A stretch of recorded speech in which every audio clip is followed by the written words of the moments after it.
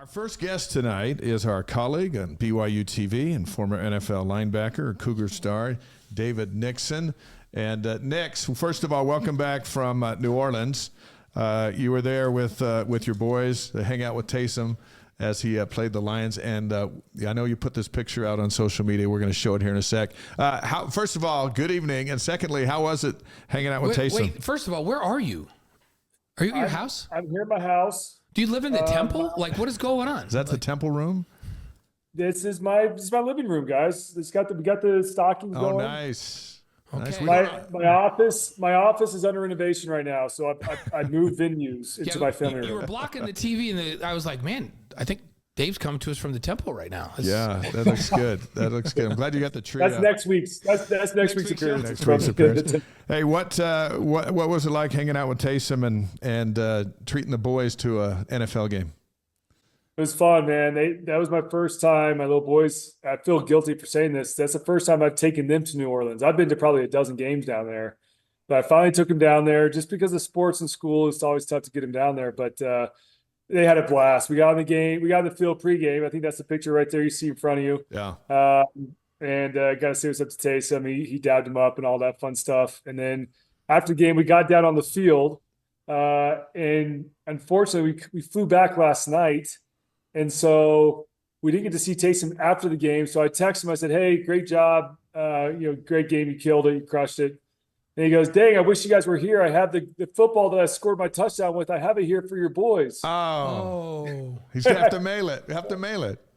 Yeah, that's what he said. My parents were actually down at the game as well, so they're gonna bring it back. That's awesome.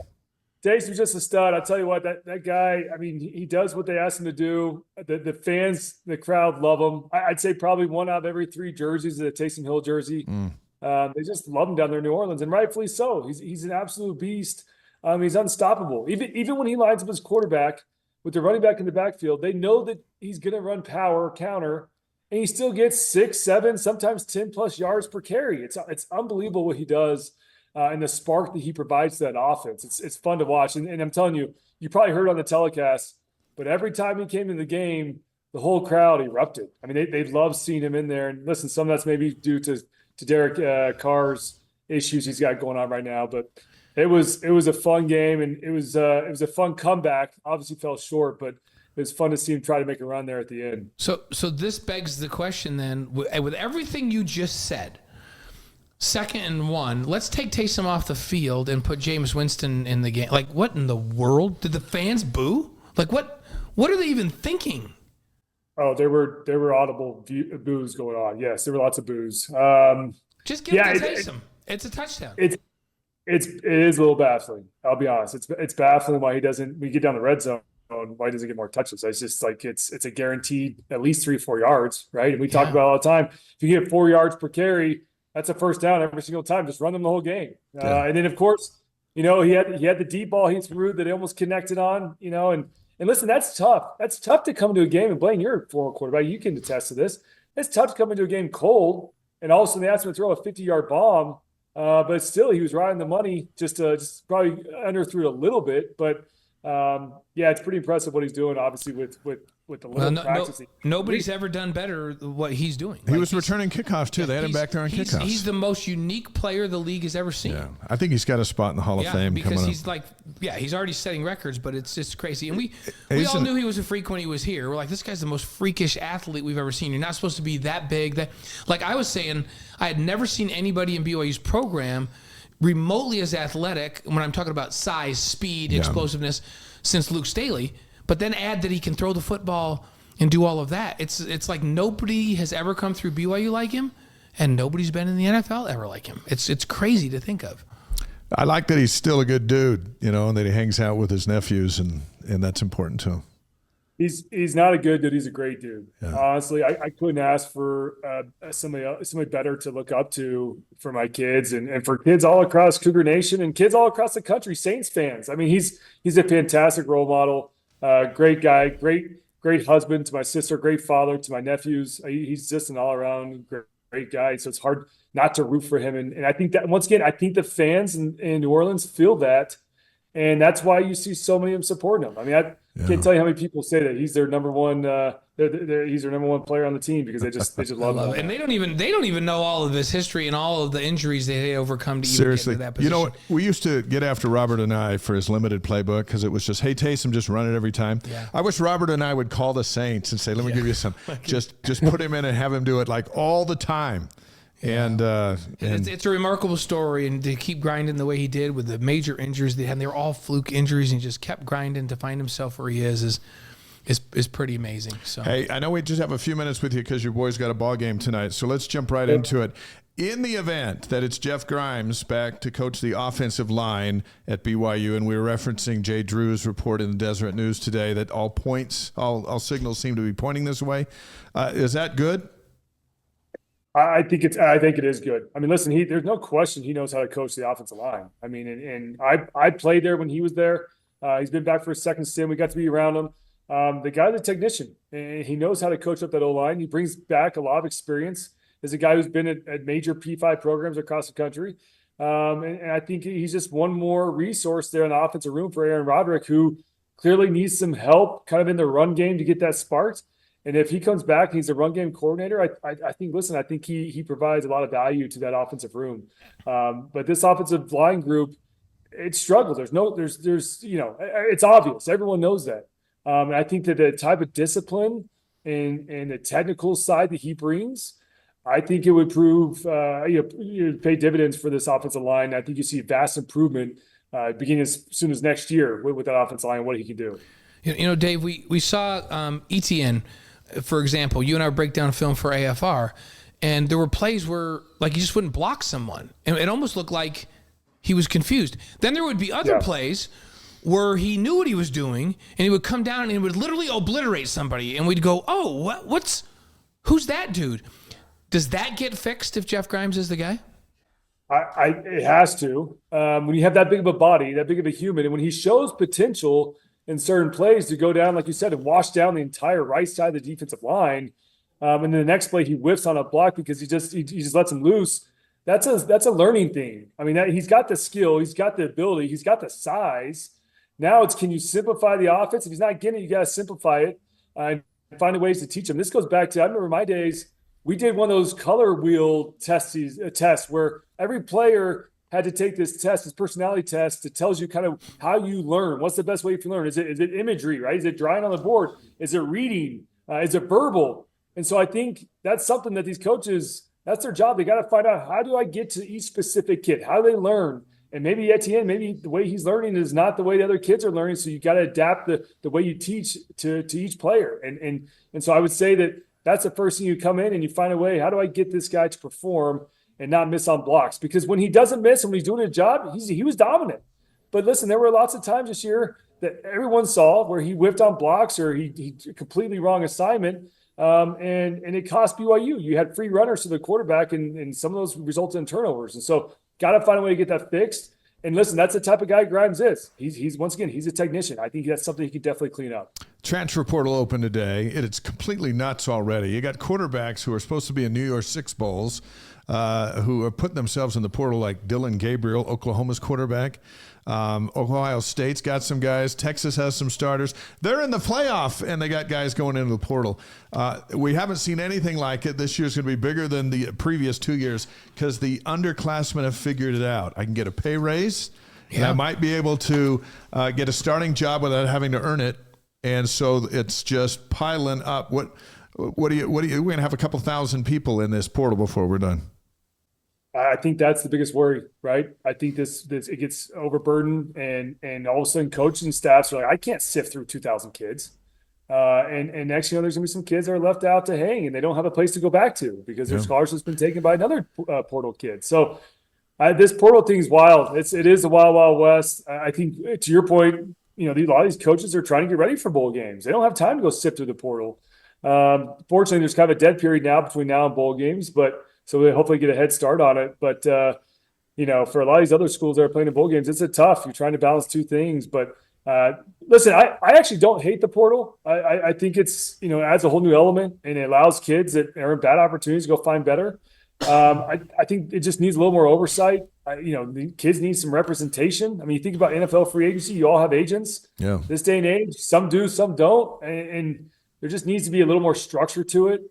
Yeah, I agree. The whole thing's wild. And to your point, Dave, too, it's getting larger and larger every year. And so the question is, how do you manage this as more and more kids continue to enter? I don't know. That's something that the NCAA's got to take a tougher look at.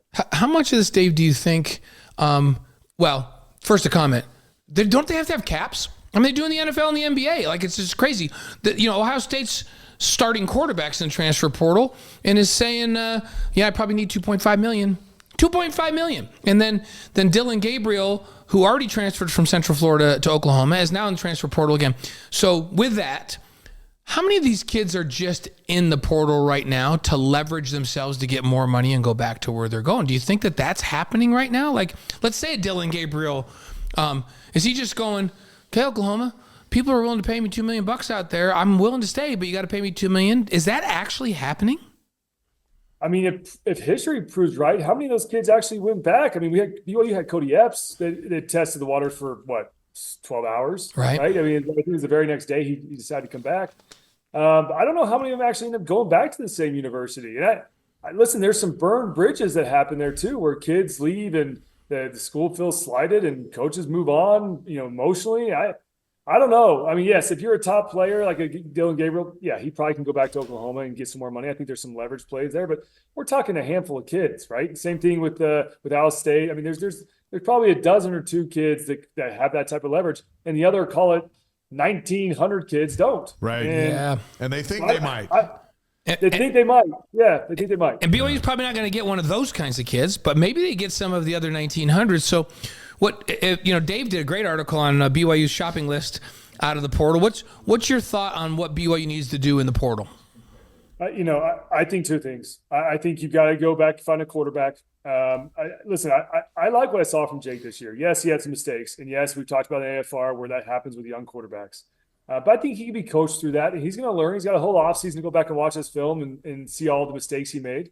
So I'm not done with Jake Retzlaff by any means. But I do think now with Keenan being gone, I think you need a veteran quarterback that can come in there and mentor him and that can push him. Competition breeds success, right? Competition makes the cream rise to the top. So you've got to find a way to find another quarterback that can push him and maybe even take his job. But I think quarterback first and foremost, and then I've harped on this for years now, and for me, it's all about the defensive line. BYU, in order to play Jay Hill's scheme the way he wants to play it, they've got to go out there and get the big dudes, similar to what, frankly, Utah has. And I know that's tough to say, and it's tough to find because those guys come at a premium.